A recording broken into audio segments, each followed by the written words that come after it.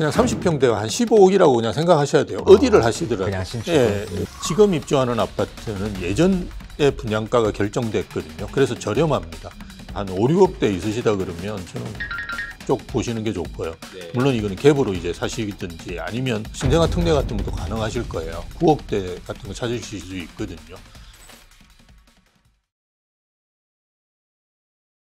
안녕하세요. 지식이 되고 돈이 되는 시간 부동산 클래스의 정재입니다. 자, 오늘은 부동산 현장을 누구보다 빠르게 알고 계시고요. 수많은 실수자와 투자자를 연결해 주시는 분이시죠. 미국 IAU 교수이자 우대빵 부동산 연구소를 운영하고 계신 심영석 교수님 모셨습니다. 어서 오세요. 예, 안녕하십니까. 네, 귀한 시간 내주셔서 감사합니다. 불러주셔서 감사합니다. 네. 예.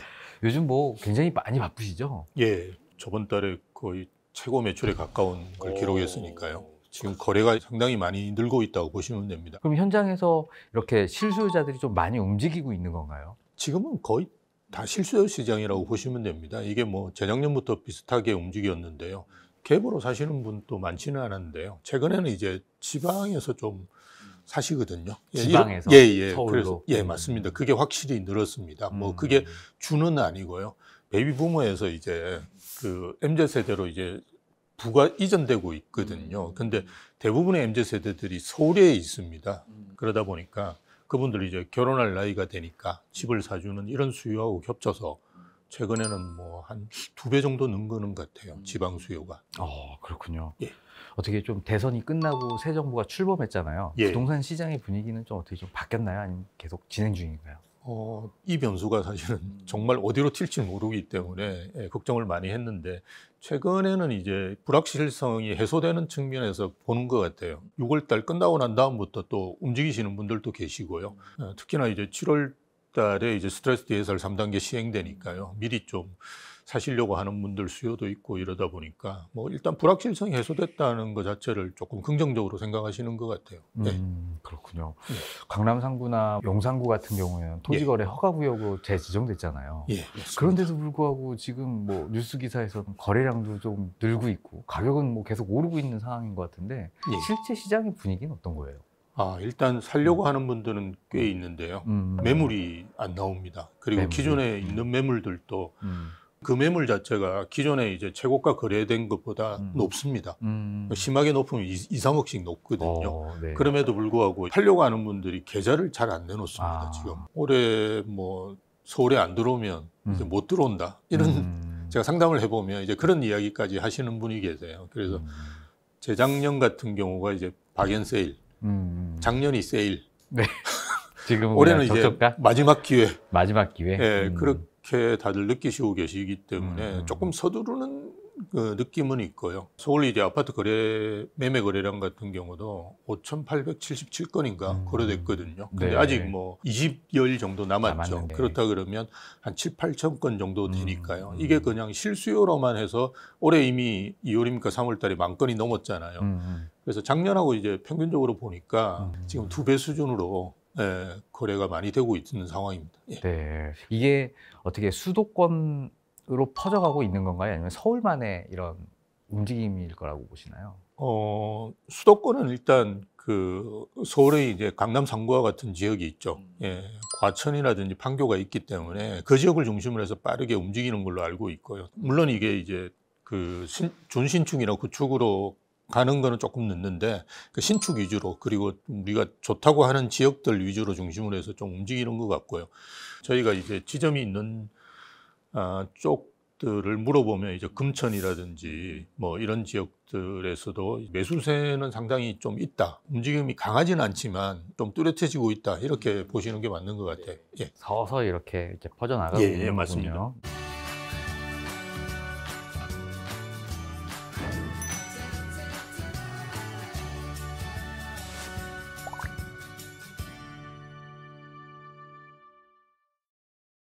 자, 이번 정부가 뭐 결국에는 수요 억제 정책에 대해서는 얘기는 나진 않고 공급 확대 정책으로 좀 펼쳐보겠다. 그래서 집값을 안정화시키겠다라는 이런 정책을 이야기하고 있는데요. 공공주도 공급 이 부분을 얘기하고 있어요. 잘 될 수 있을까요, 이 부분이? 사실은 공공에서 공급하는 양이 그렇게 많지는 않고요. 그걸 이제 자꾸 공공에서 뭔가를 해보려고 하는 거가 좀 안타까운 점은 좀 있는 것 같아요. 진짜 이제 공공에서 짓는 아파트를 분양하는 아파트도 마찬가지고요. 우리가 임대 아파트도 마찬가지인데요.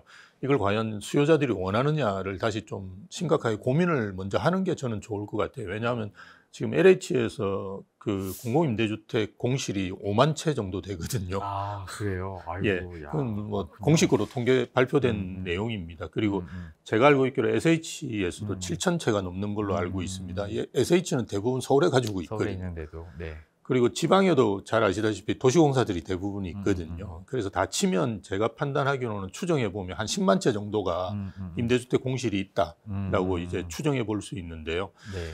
우리가 미분양 주택이 4월 기준으로 본다 그러면 6만 8천 호 가까워요. 예. 이런 공실이 있는데도 불구하고 계속 공공에서 공급한다. 이거는 저는 좀 아니라고 봐요. 예. 그래서 공공에서 이제 공급하는 게 왜 문제가 되는지를 먼저 이제 점검을 한 다음에 다시 좀 이걸 시행을 하는 것이 저는 맞다라고 판단하고요. 그 설문조사 같은 걸 해보면 일단 좁다라는 게 제일 문제고요. 두 번째는 이제 지역이 외곽이다. 이 두 가지인데요.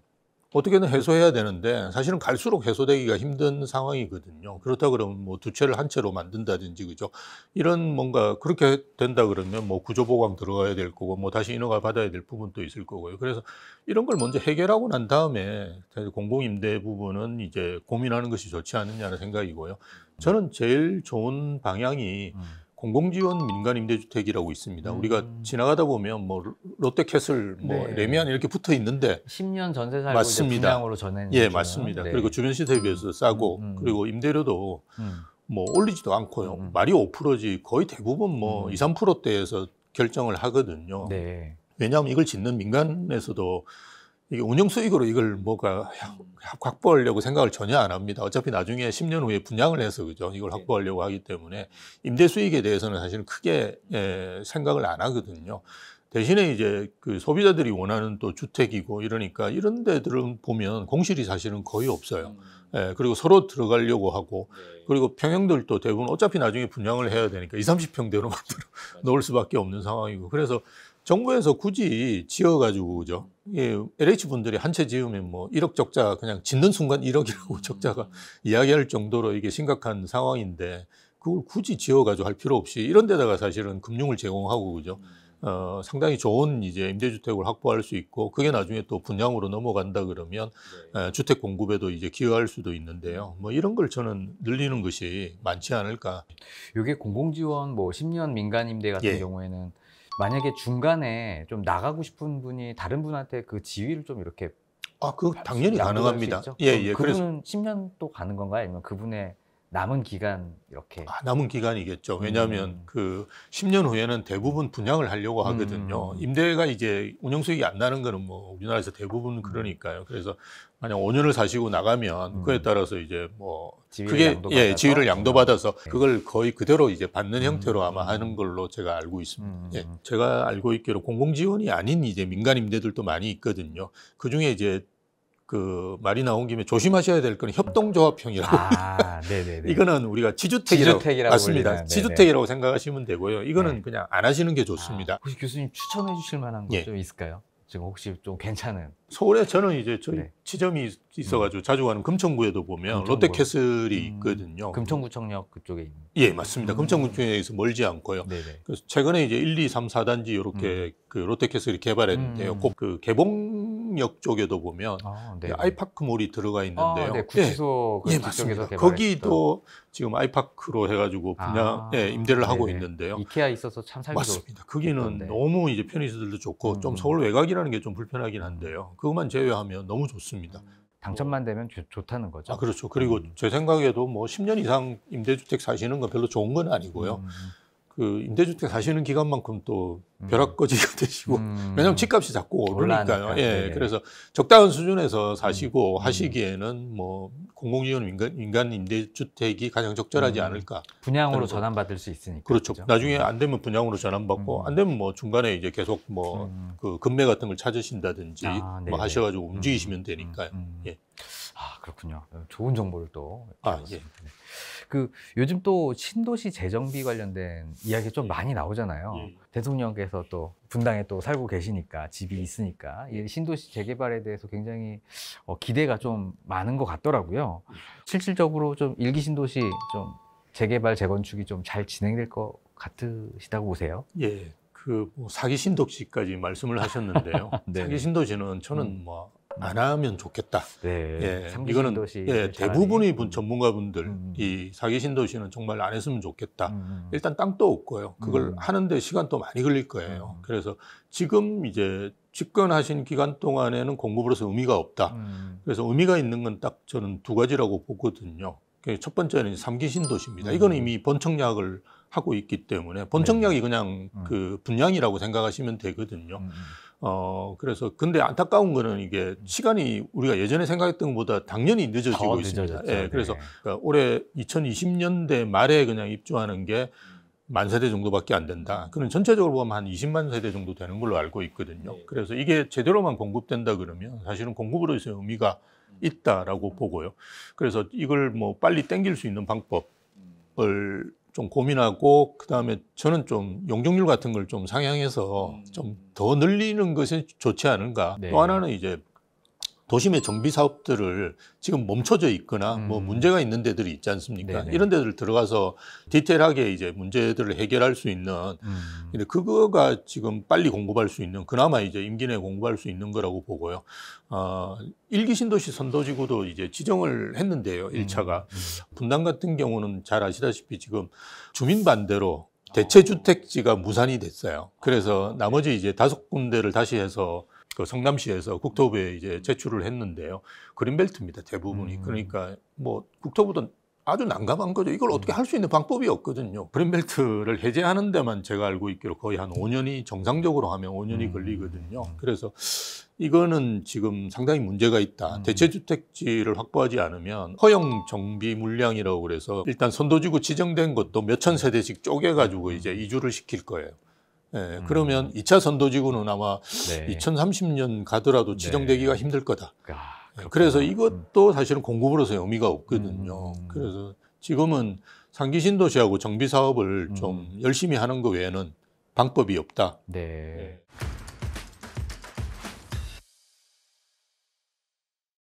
이게 공급에서 아무리 좀 빨리 하려고 해도 3, 4년 뒤니까 수요를 좀 억제할 수밖에 없는 그런 스탠스로 또 바뀌지 않을까라는 이런 생각들도 하시는 것 같더라고요. 예, 저는 뭐 당연히 규제가 나올 거라고 보고요.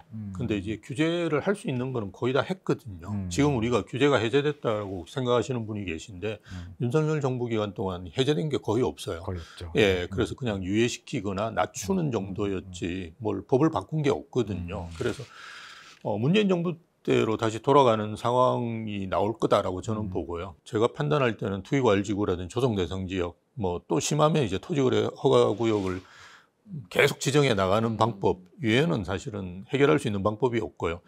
아니면 이제 뭐 세금을 신설하겠죠. 제일 만만한 게 부동산이거든요. 부동산은 이제 자꾸 세금을 올리는 이유가 이게 본인들이 가지고 있는 이념적 성향을 이게 가장 극명하게 발휘할 수 있는 게 여기거든요.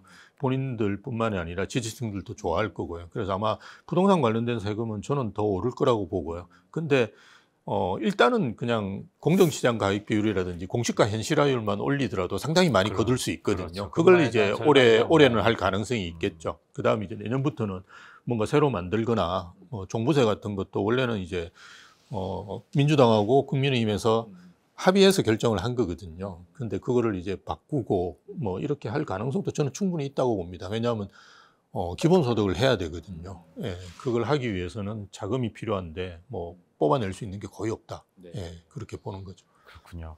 이런 분위기에서 혹시 다주택자분들은 어떤 입장을 좀 보이고 계신다고 생각하세요? 저희가 상담을 해보면 다주택자분들은 딱 두 부류로 나눠주는데요. 뭐 판다 안 판다 이렇게 딱 일단 안 판다는 분이 조금 더 많습니다. 예, 그래서 뭐 소위 이야기해서 아그로이오팍 이런 거를 세 채 정도 가지신 분들은 제가 물어봐요. 저도 네네네. 뭐 궁금해서 문재인 네. 정부 때 어느 정도 종부세 내셨어요? 한 3억 정도 내셨대요. 1년에요? 1년. 지금 얼마 내세요? 이렇게 물어보면 한 5천, 6천 낸대요. 아, 예, 그래서 네. 거의 한 5분의 1, 6분의 1 네네네. 줄었죠. 공정시장 가액만 줄여주고 그러니까요. 했는데도 그게 옛날로 2020년도로 돌아갔는데도 음. 불구하고 그만큼 이제 줄었고 예전 3억대로 갈 거다라고 생각해서 네. 본인들 거기에 맞춰 세팅을 하고 있습니다. 그럼에도 안 팔고 계시는 건가요? 예, 그럼에도 그게 안 더 팔고 낫다? 이제 버틴다. 그 음. 버티는 게 제가 봤을 때도 조금 합리적이지 않다라는 생각이 들잖아요. 그런데 그분 하는 이야기가 한 채만 해도 3억 이상은 오르더라. 저희가 작년 초만 하더라도 내미안 원밸리라고 아주 그죠. 네네. 지금 고가의 아파트가 30억대가 있었거든요. 네. 근데 지금은 1년이 지났는데 지금 5, 60억대. 대. 예. 네. 그 사이에도 몇십억이 올랐는데 이걸 굳이 내가 팔 이유가 있느냐 이렇게 이제 판단하시는 것 같고요. 제가 볼 때는 그 정말 똘똘한 한 채를 가진 분들은 좀 안 팔고 그냥 가지고 계시는 걸로 이제 스탠스를 가지고 가는 게 아닌가. 예, 그런 생각이 듭니다. 자, 교수님 요즘엔 예. 뭐 집을 사야지 말지 뭐 예. 이런 고민들 좀 많이 하실 것 같아요. 살려고 하는 게 지금 자꾸 오르고 있잖아요. 그렇죠. 네, 예. 뭐 살려고 하면 뭐 한 집 보는데 뭐 두세 명씩 이렇게 같이 임장도 한다고 하고 뭐 이 상황에서 어떻게 사야 되나요? 아니면 조금 좀 더 기다려야 되나요? 좀 기다리는 거 별로 좋은 것 같지는 않은데요. 주거 선호 지역이라든지 좋은 데를 가시려고 한다 그러면 좀 서두르는 게 저는 좋다고 보고요. 근데 그렇지 않고 외곽이다 그러면 아직 이제 그런 흐름이 본격적으로 오지는 않았거든요. 그러면 대출이 조금 조여지는 시점, 하반기 되면 어차피 대출 한도가 다 찰 거고 어느 정도 그죠? 그러면 뭐 가상금리 같은 것도 조금 더 오를 가능성이 있기 때문에 주춤할 가능성이 있거든요. 뭐 그때 움직이셔도 저는 괜찮다라고 보는데요. 그렇지 않고 이제 좋은 데를 생각하신다 그러면 조금 빨리 움직이시는 것도 저는 좋은 것 같다. 왜냐하면 지금 상황 자체가 어쨌든 금리는 계속 떨어질 거고요.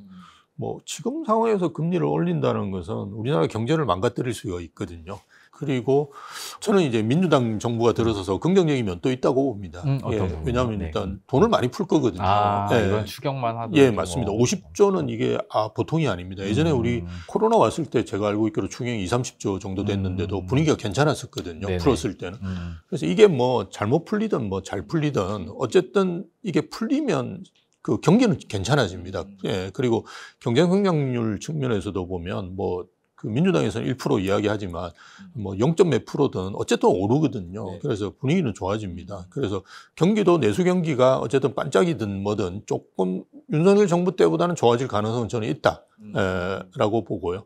그렇다 그러면 지금 부정적인 변수는 거의 없다. 그리고 뭐 내년부터 시작돼서 이제 입주 물량이 급격하게 줄어들거든요. 그렇다 그러면 지금 현재 상황 자체는 무조건 사야 되는 상황이다라고 봅니다. 그런데 이제 뭐 자기가 어디를 살지, 그죠? 자기가 가지고 있는 뭐 자금 상황이라든지 내가 집을 또 어디에 가지고 있는지 또는 뭐 몇 채 가지고 있는지 이런 데 따라서 좀 다를 수는 있는데요. 어쨌든 지금은 매입을 하시기에 굉장히 좋은 타이밍이다라고 봅니다. 예.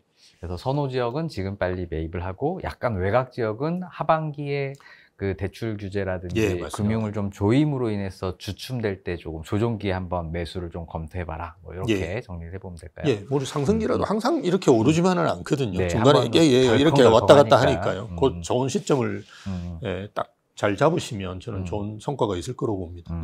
네. 요즘 뭐 2030 세대도 부동산 투자 비중이 좀 늘어나고 있는데 예. 이 젊은 층들이 부동산 투자에 대해서 이렇게 적극적인 이유 좀 뭐라고 보세요? 말씀드렸던 여러 가지 이유를 본인들이 다 판단을 하는 것 같아요. 네. 예, 또 우리하고 다르게 2030 세대 분들이 선호하는 지역 자체가 우리가 생각할 때 노도강에 많이 사실 것 같잖아요. 그 비율이 가장 떨어집니다, 서울에서. 예, 2030 세대가 사시는 데들을 보면 일단 관악구는 많습니다. 이게 좀 더 독특한 데라 가지고 강남도 가깝고, 예, 그래서 한 40% 정도가 사시고요. 나머지는 우리가 일반적으로 잘 알고 있는 주거 선호 지역의 주변부라고 생각하시면 돼요. 그래서 소위 이야기해서 마포, 뭐 그 동작, 성동, 예, 영등포 이런 쪽에 많이 사세요. 그래서 우리가 생각하는 거하고 좀 다릅니다. 집값도 상당히 높을 텐데. 예, 맞습니다. 그렇죠? 근데 여기 이제 임차로 사시기도 하시겠죠. 근데 어쨌든 본인이 이제 사는 지역 자체를 외곽으로는 선호하시지는 않는 것 같아요. 그거는 이제 제가 볼 때는 어차피 결혼하시더라도 직주 건축을 많이 생각하시거든요. 저희 때는 외벌이가 많았는데 이제는 대부분 이제 맞벌이를 하시니까 직장이 대부분 도심에 있지 않겠습니까? 그렇다 그러면 그 배후 지역을 이제 찾으실 수밖에 없거든요. 이제 그런 요인도 있는 것 같고 또는 우리하고 다르게 이제 집을 좀 자기를 나타내는 수단으로 생각하시는 네네네네. 것 같아요. 우리가 명품백을 하듯이 네. 예전에는 외제차를 타듯이. 예, 맞습니다. 그래서 너 어디에 출근해? 강남에 출근한다. 회사는 이야기 안 하고. 그래서 그런 성향이 좀 있으세요. 그러다 보니까 계속 이제 그런 선호하는 주거지 쪽으로 자꾸 이렇게 찾으시는 성향이 분명히 있는 것 같아요. 이제 그런 것들이 반영이 된 것이 아닌가라고 보여집니다. 예. 교수님이 보시기에 혹시 서울에서 내 집 마련을 하려고 하는 2030 세대가 있다. 약간 자산은 부족하지만 혹시 추천해 주시고 싶으신 이런 지역이 좀 있으세요? 저는 지역보다는 지금 입주하는 아파트가 꽤 있습니다. 올해. 지금 입주하는 아파트? 지금 입주하는 아파트. 올 입주장에? 초부터. 예, 맞습니다. 작년 말부터 시작되는 입주장이 사실은 올해나 내년 초 되면 이제 거의 끝나거든요. 그다음부터는 이제 계속 오를 가능성이 있는데요. 그 젊은 분들이 신축을 선호하고요. 지금 대세는 신축입니다. 서울 이제 좀 외곽에 신축하고 서울 내 구축 어떤 걸 고르냐 이러면 정말 이제 그 단지를 세밀히 봐야 돼요, 이제는. 근데 신축이라는 게 과거의 신축은 괜찮은데요. 지금 신축은 가격이 비쌉니다. 여러분 분양받아 보시면 지금 서울은 그냥 30평대가 한 15억이라고 그냥 생각하셔야 돼요. 어디를 하시더라도. 그냥 신축. 예, 왜냐하면 지금 분양가는 뭐 13억, 14억이겠지만 이게 옵션 넣고요. 나중에 취득세 내시면 그냥 15억이라고 생각하시는 게 편하거든요. 어마어마하게 올랐어요. 예전에는 뭐 분양가 자체가 15억이다 그러면 이건 강남 이야기거든요. 그렇죠. 예전에는 6, 7억이었던 것 같은데. 맞습니다. 네. 그래서 분양가가 지금 급격하게 오르기 때문에 이런 현상이 벌어지거든요. 근데 지금 입주하는 아파트는 예전에 분양가가 결정됐거든요. 그래서 저렴합니다. 한 5, 6억대 있으시다 그러면 저는 광명 쪽 보시는 게 좋고요. 물론 이거는 갭으로 이제 사시든지 아니면 광명 같은 경우는 들어가시더라도 뭐 신생아 특례 같은 것도 가능하실 거예요. 9억대 같은 거 찾으실 수 있거든요. 그래서 그렇게 보시는 게 좋고요. 나는 뭐 한 7, 8억대 정도 있으시다 그러면 저는 의왕 추천 많이 드립니다. 의왕? 예. 의왕 같은 경우도 네네. 최근에 이제 내년에 입주하는 퍼스피얼도 있고요. 인도원은 지금 단계에서 좀 주목하셔야 될 부분은 과천 때문입니다. 예, 과천이 지금 8, 9단지가 아마 이주를 거의 끝내가고 있고요. 좀 있으면 이제 5단지, 예, 주공 5단지 이제 이주를 할 거예요. 근데 과천은 되게 조그만 도시거든요. 그래서 갈 데가 없습니다. 이미 다 차 있고요. 그러다 보니까 지금 매매 가격도 많이 오르고 전세 가격도 많이 오르거든요. 그런데 그 바로 밑에가 인도원입니다. 사실은 인도원이 되게 가까워요. 이렇게 상담을 해보면 구축에 살아봤기 때문에 너무 이제 피곤해 하시다라는 분들이 많거든요. 그럴 경우 아마 신축으로 이제 넘어갈 수요들도 저는 꽤 있다.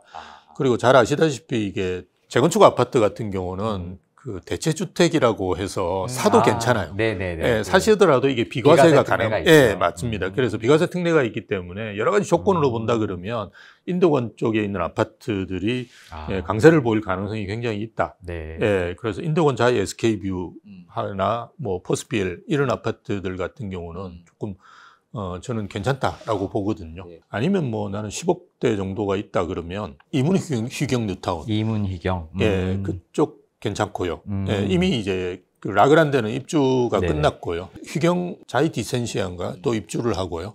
예, 그다음 뭐 아이파크도 곧 입주를 하거든요. 올해 입주하는 양만 해도 한 10,000세대 정도 됩니다. 근데 여기가 동대문이거든요.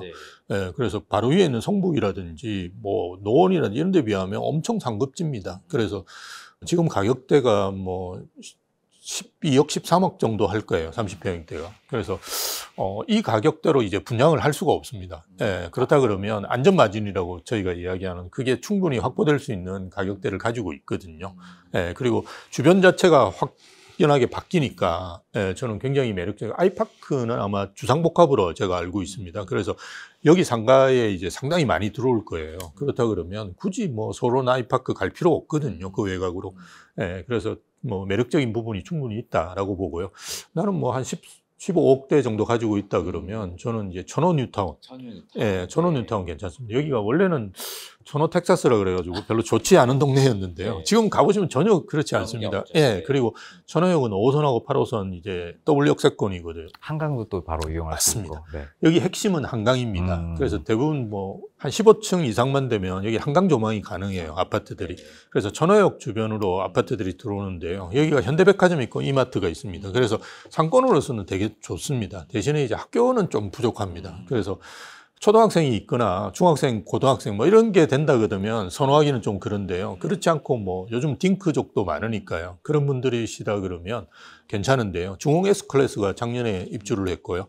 올해 하고 내년 초에 이제 이 편한 세상, 뭐 더샵 이런 데들이 입주를 합니다. 세대수는 많지는 않은데요. 다 합치면 한 3,000세대 정도 되기 때문에 괜찮게 이제 구성이 가능하고요. 그리고 계속 재개발을 하고 있거든요. 그래서 장기적으로도 괜찮다. 근데 난 뭐 정말 상급지에 들어가고 싶다. 그러면 방배나 잠실 쪽으로 가시는 게 제일 좋지 않을까. 예, 물량도 많고. 방배 같은 경우도 지금 12,000세대, 13,000세대로 새로 탈바꿈되고 있거든요. 그래서 뭐 입주권 사시는 것도 괜찮고, 입주권에 이제 돈이 많이 들어갑니다. 아니면 이제 준신축들도 많이 있거든요. 그런 상품들도 고르시면 저는 지금 작년에 비해서 많이 올랐어요. 그리고 올해도 계속 그 준신축들이 오르고 있습니다. 예, 그리고 올해도 이제 계속 방배동에 분양을 하거든요. 그게 분양할 때마다 분양가가 올라갈 거고, 그러면 옆에 있는 준신축들도 계속 따라 올라갈 겁니다. 그래서 그런 지역들을 선택하시는 것도 저는 좋지 않을까. 예, 그렇게 봅니다. 젊은 분들이 자꾸 강남만 보시니까 살 게 없는데요. 사실은 지금 입주하는 아파트 중에 되게 저렴한 데 많습니다. 광명 같은 경우도 지금 한 5, 6억 대면 방 하나 있는 아파트들, 우리가 초소형 아파트라고 그러지 않습니까? 이런 아파트들을 살 수 있거든요.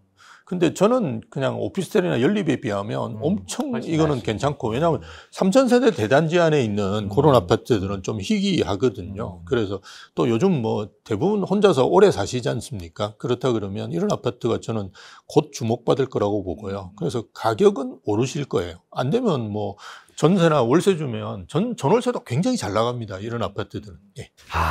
그러니까 뭐 결국 뭐 내 주머니에 돈이 없어서 그렇지 살 물건은 여전히 많은 거죠. 예. 네. 뭐 이 중에서 혹시 교수님 제일 좋아하시는 혹시 그런 게 있나요? 물론 가장 비싼 게 좋겠지만 그래도 그 금액 대비 난 요건 좀 지금 말씀해 주신 데서 요거 좀 괜찮은 것 같아요. 뭐 이런 거 좀 있을까요? 저는 그 경기도에서는 그 뭐 판교 분당, 그다음에 과천이 대장이라고 했는데요. 사실은 지금 입주 물량이 너무 많아서 그렇지 광명도 예전에는 가격대가 굉장히 높은 데였습니다. 아시다시피 광명은 이제 두 군데인데요. 철산역 주변이 강하고요. 그다음에 이제 KTX 역사 쪽도 네네. 완전 그 예, 광명역이네. 맞습니다. 일직동이라고 하는데요. 그쪽도 사실은 15억이 훌쩍 넘었었어요. 네네. 예전에는. 그래서 굉장히 가격대가 괜찮은 지역이었는데 지금은 많이 눌려 있거든요. 2027년까지 좀 기다리셔야 될 거예요. 왜냐하면 입주가 다른 지역과 다르게 2027년까지 입주가 있거든요. 그래서 조금 시간은 필요하겠지만 그게 끝나면 저는 눌려있던 기간들이 굉장히 오래됐고 그리고 금액 자체가 많이 떨어져 있기 때문에 작년만 하더라도 이게 마이너스 프리미엄이 네, 있었거든요. 맞아요. 예, 네. 그러니까 저는 훨씬 더 안전 마진이 투자 대비로 본다 그러면 괜찮지 않을까. 예, 그렇게 봅니다. 예. 오히려 이쪽이 예. 지금 눌려 있어서 예, 더 예. 많이 올라갈 수 있다는 그렇죠. 말씀이시죠? 예. 네, 알겠습니다. 여러분 광명이 좋답니다. 전 되게 좋은 지역이라고 봐요. 예, 그렇습니다. 로트리우스 광명이나 이런 게 그 지역 예. 이렇게 돌아다니면 정말 완전히 천지개벽 지금 됐더라고요. 네. 그리고 괜찮다고 생각하는 부분이 말씀하셨던 트리우스 광명이 작년에 5천인가 마이너스 프리미엄이 있었는데요. 지금 또 거의 한 7, 8천이 올랐어요. 단기간에. 그래서 장기적으로 보더라도 저는 가격 회복은 상당히 빨리 하지 않을까 그렇게 봅니다.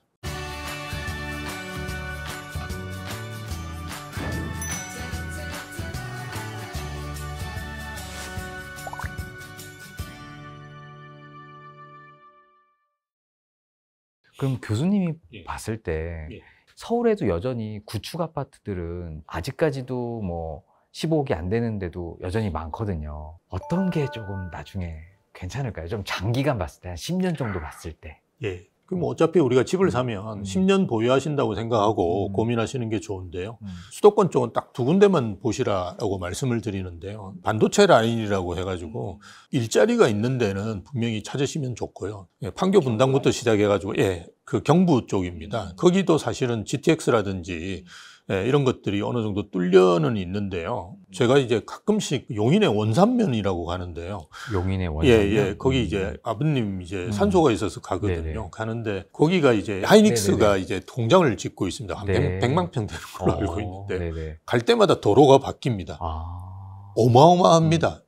그래서 이런 지역들은 저는 뭐 장기적으로도 매력적일 거라고 저는 보거든요. 그래서 일자리가 있으면 거기 집값은 떨어지기가 힘들어요.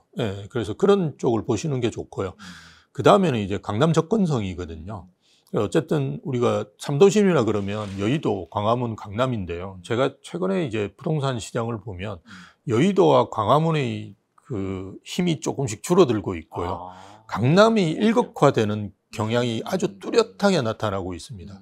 물론 제가 여의도와 광화문이 나쁘다는 건 아닌데요. 이게 이제 신축이 계속 들어와야 되는데요. 여의도가 지금 계속 늙어가고 있거든요. 물론 그 가격이 뭐 문제가 있다는 게 아니고요. 계속 이제 가격대는 이제 평당 1억대로 이제 가고 있거든요. 그래서 좋긴 한데 그나마 준 신축이 이제 주상복합밖에 없거든요. 이런 거는 이제 또 별로 선호하시는 분이 많지는 않은 것 같아요. 저는 이제 주상복합이 괜찮다고 생각하는데 우리가 가격은 뭐 어쨌든 시장에서 결정되는 거니까요. 그래서 그런 부분도 있고 광화문 쪽은 일단 아파트가 없습니다.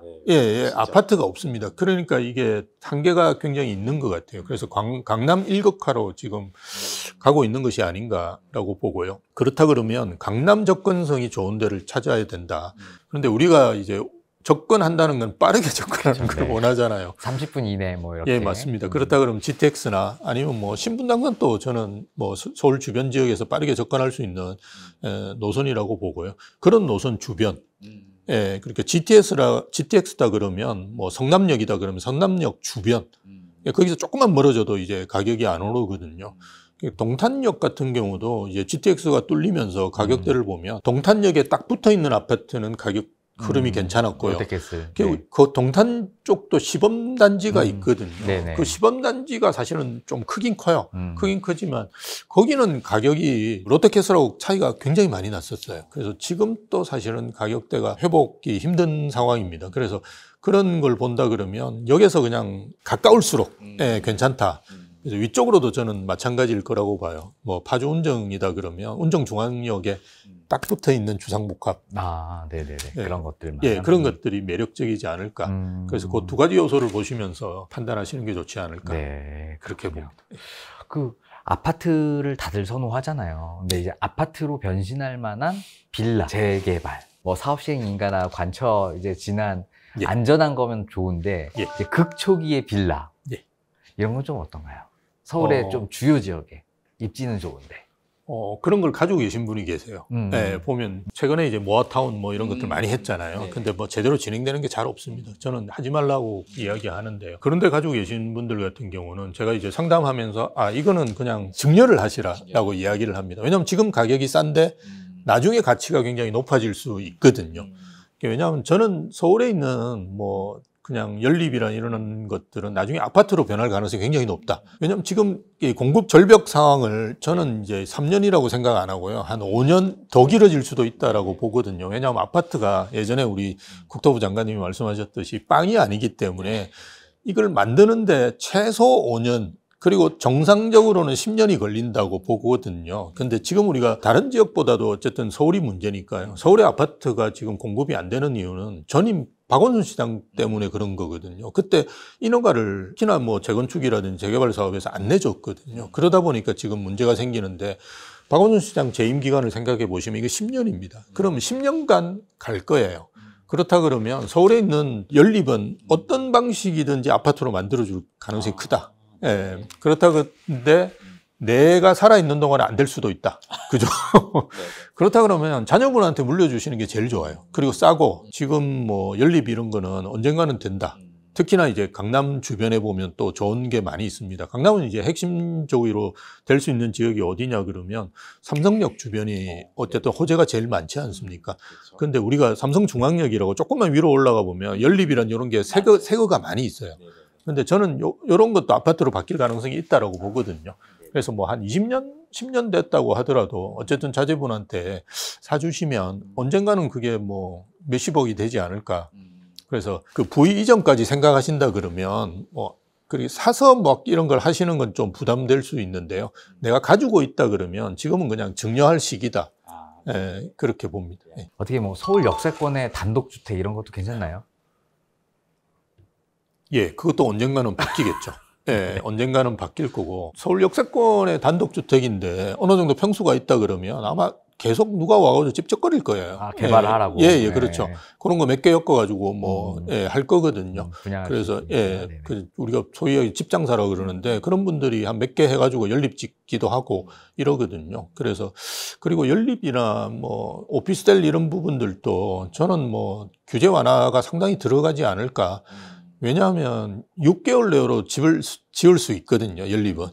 오피스텔은 좀 시간이 걸립니다. 한 2년 정도는 그죠. 뭐 이게 토공사도 해야 되고 높이 올려야 되니까. 그런데 연립은 지금 대안으로서 지을 수 있는 유일한 그 주택이거든요. 그래서 지금 공급 예, 부족 사태를 그렇죠. 공급 부족인데 어떻게든 뭔가 해소하기 위해서는 전세 사기 문제를 완벽하게 해결할 수 있는 뭔가가 나올 거고요. 뭐 그게 전세 반환 보증 같은 거를 뭐 하겠죠. 그런 걸 좀 확실하게 해놓고 난 다음에 이제 연립 같은 거는 이제 들어가면 되거든요. 그래서 유일하게 할 수 있는 거기 때문에 뭔가 좀 좋은 정책적인 대안이 나오지 않을까. 대신에 이거는 무조건 정책적인 대안이 나와야 됩니다. 안 나오는 상태에서 막 미리 들어가셔 하시면 안 되고요. 확인하고 들어가는 예, 거죠. 맞습니다. 확인하고 지방 이야기 하시는 분도 많은데요. 투자하는 거.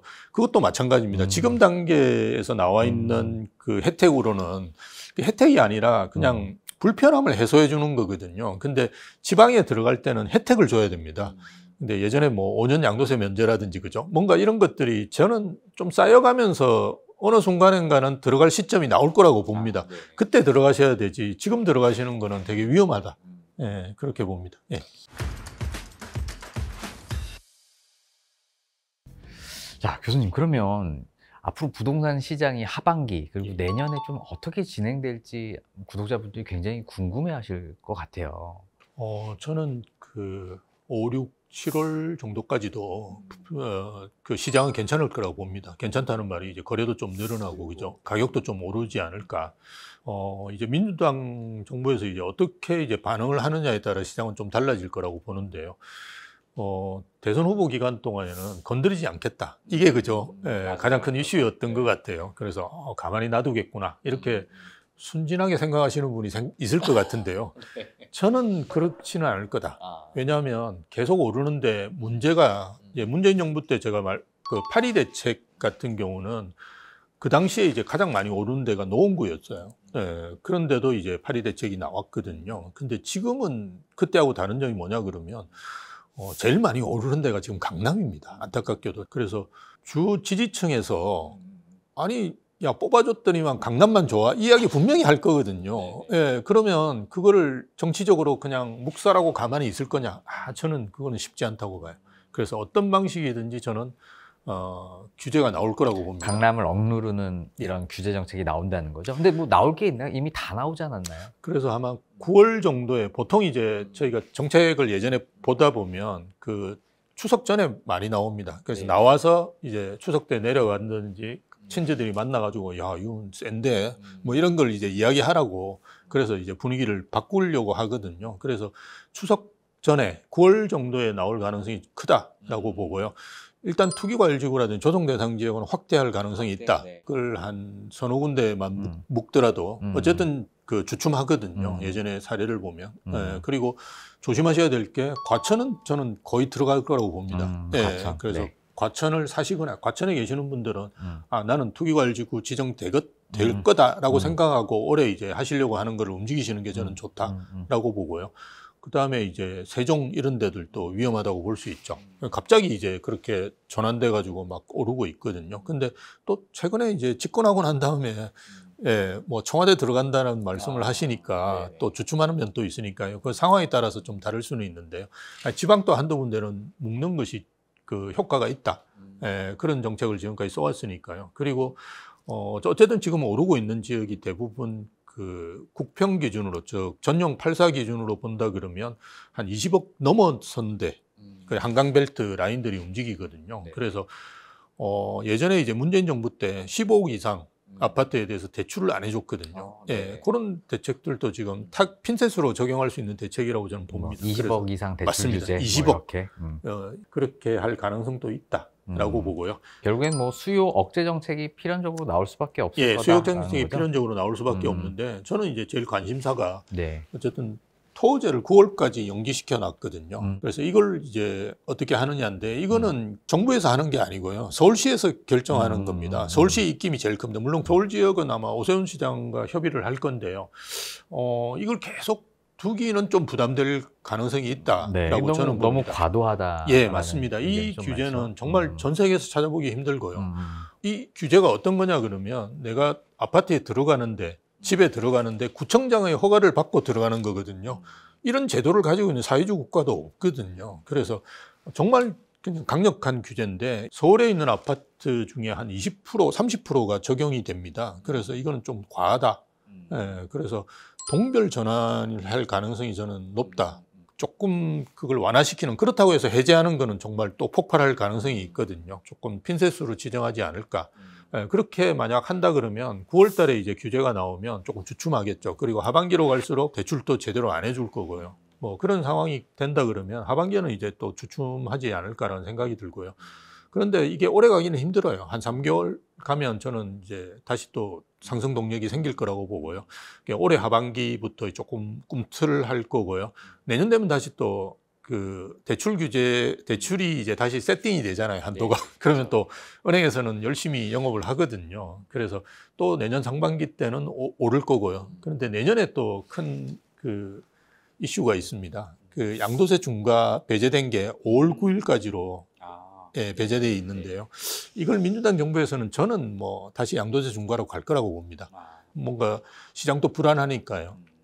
그렇다 그러면 또 시장은 주춤하겠죠. 예, 그래서 좀 거기 맞춰가지고 본인들 이제 예, 포트폴리오 조정하시는 게 좋지 않을까 봅니다. 그렇군요. 자, 결국에는 뭐 지금 이어지고 있는 흐름이 하반기에 정책적인 이슈로 잠깐 덜컹거릴 수 있다. 그리고 뭐 내년에도 한번 그런 부분들이 있지만 전반적으로 조금 상승할 것 같다라는 이런 뉘앙스로 저는 이해를 좀 했거든요. 예, 네, 맞습니다. 그렇게 보면 될까요? 네.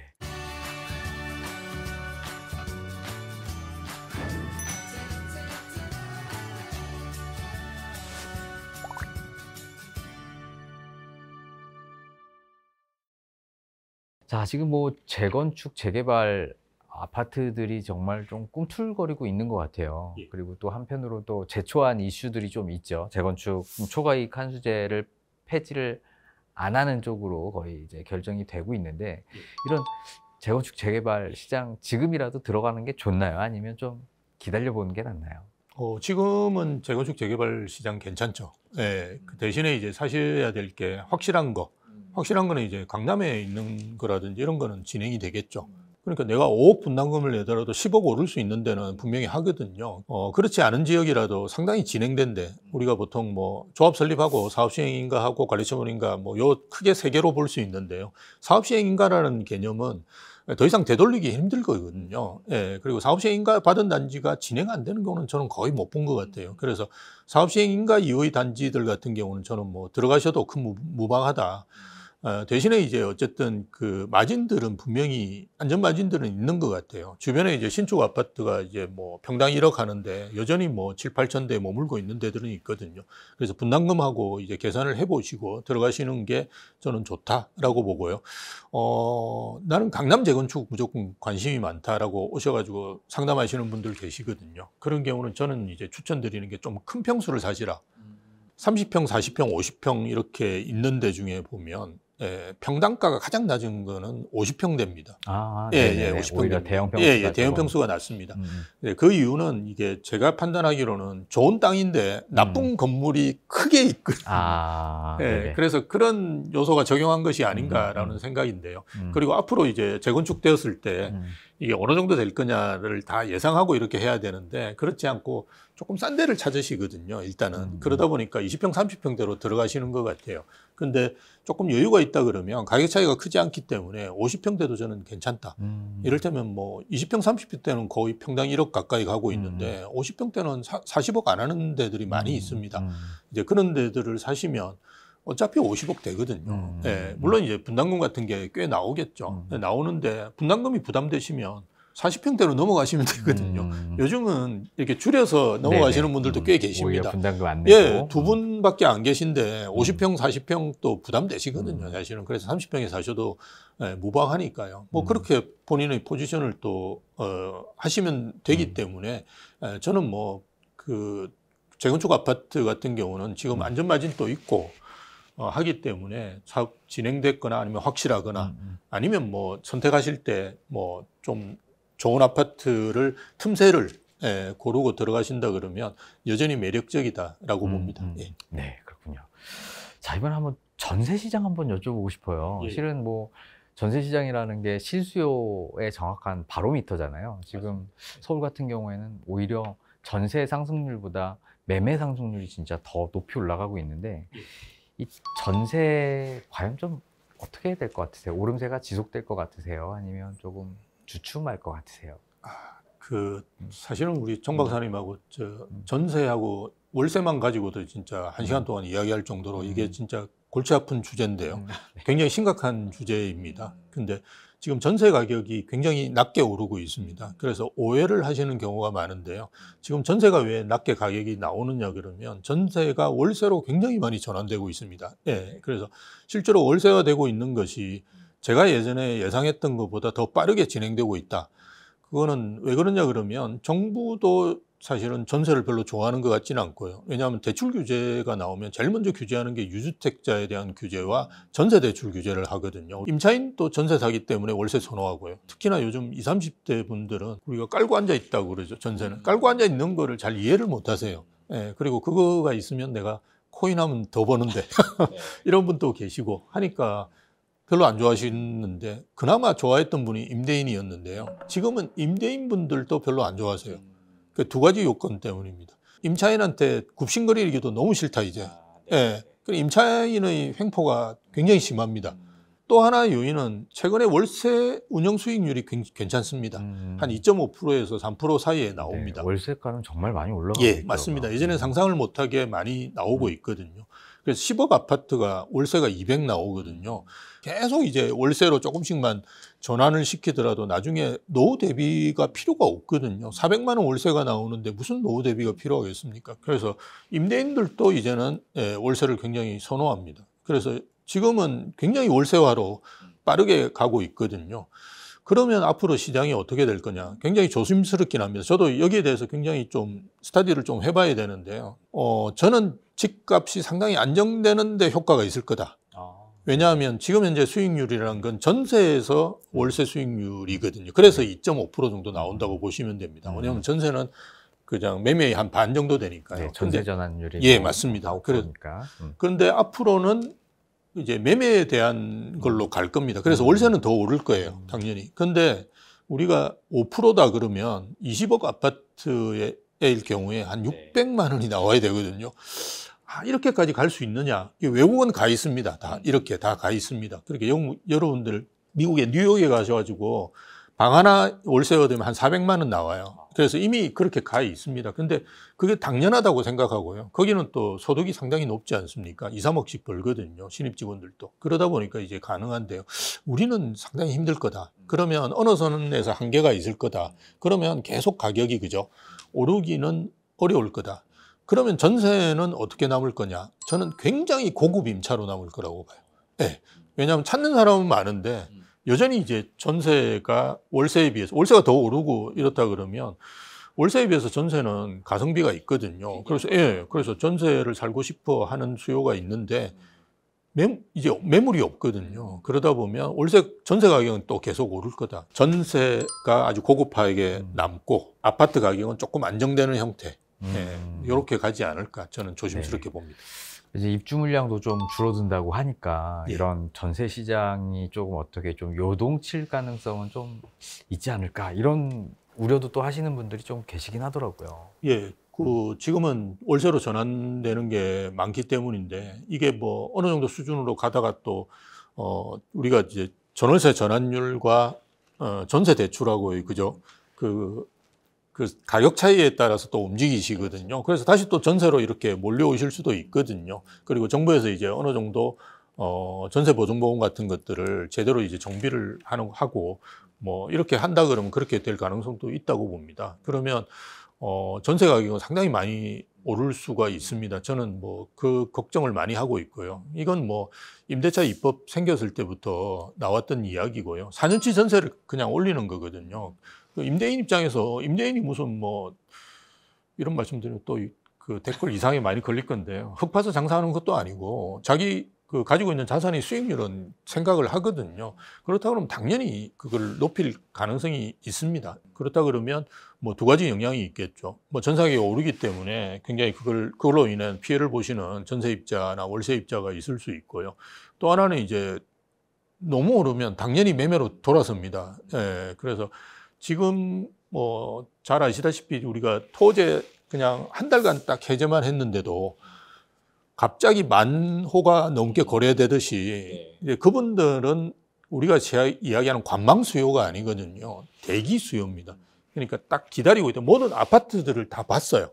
이미 뭐 내가 107동도 봤어. 108동의 매물을 보면 얘가 조망이 더 잘 나올 것 같은데 이 정도까지 알고 있는 분이거든요. 그래서 매물 나오면 그때는 안 보고 그냥 쏘았거든요. 이런 분들이 언제라도 매매로 전환될 수 있거든요. 근데 이거는 지금 안 그래도 폭발 직전인데 상당히 위험할 수 있다. 그래서 정부에서도 뭔가 이게 월세로 가는 데 따르는 대책, 전세가 뭔가 고급 수요로 남는 데 따르는 대책 이런 것들을 만들어야 되는데 아마 조심스럽지만 계약갱신 청구권을 한 번 더 만들지 않을까. 네, 2+2 그러면 2+2. 예, 맞습니다. 네, 6년. 2+2가 됐는데요.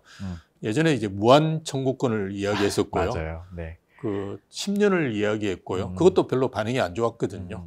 그런데 한 번 정도는 저는 더 할 수 있다. 우리나라 이제 법을 보면 우리 정 박사님은 잘 아시겠지만 정말 세계에서 유일한 제도들이 많이 있습니다. 베네수엘라도 그렇지 하지 않는데요. 어쨌든 그렇게 하는 제도들이 있거든요. 그 제도가 나온다면 정말 걷잡을 수 없을 거다 저는. 왜냐하면 이 주택 부족 문제가 10년은 갈 가능성이 있거든요. 그걸 모르고 저는 쓸 가능성이 있다. 네, 의외로 어떤 시장의 부작용이 조금 있을 수도 있겠군요. 엄청나겠죠. 네. 예.